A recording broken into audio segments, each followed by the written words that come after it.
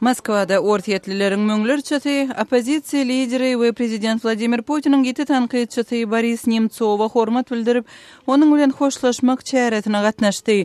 Nemtsow'un 27 fevralda Kremlin goloýunda atylyp öldürilmegi ýurtda soňky ýyllarda bolan iň erwet täsirli wakalaryň biri boldy. Nemtsow'un açyk tabydyny gonamçylyga gitmek üçin Sakharov merkezinden çykaranlarynda jemlenen adamlar merhum siýasatçyny soňky ýoluna el çarpmak bilen uğratdylar.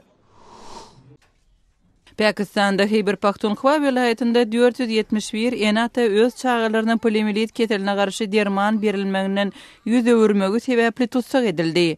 Polisiýanyň metbuat wekili bu tutlugyň 12 etrapda ketelçilige garşy 3 gün dowam eden kampaniýanyň netijesinde amala aşyrylanlygyny aýtdy. Geçen ýylda Pakistanda adamlaryň poliomiyelit keteline uçurmagy bilen bagly 300 çemeti wakanyň bolanlygy habar berildi. Olaryň aglaby köpüsi Khyber Pakhtunkhwa we goňşy vilayetlerde bolupdyr.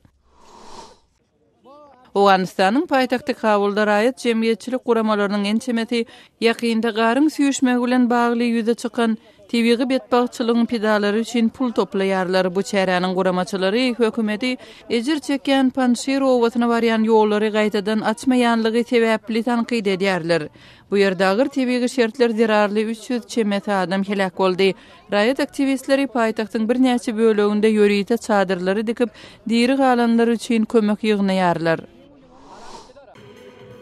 Kırgızstanyň paýtagty Bişkekde Kırgızstanyň aýallar hereketiniň 90-njy ýyl dönümini bellemek boýunça aýallaryň forumy geçirildi.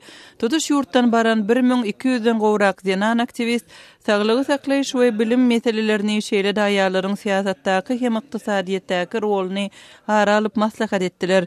Bu forum Kırgızstanyň hökümetiniň we Merkezi Aziýada ýeketek zenan prezident bolan öňkü prezident Roza Tunbaýewanyň guramaçylygynda geçirildi. Siz günüň täzelikleri bilen tanyş boldunuz.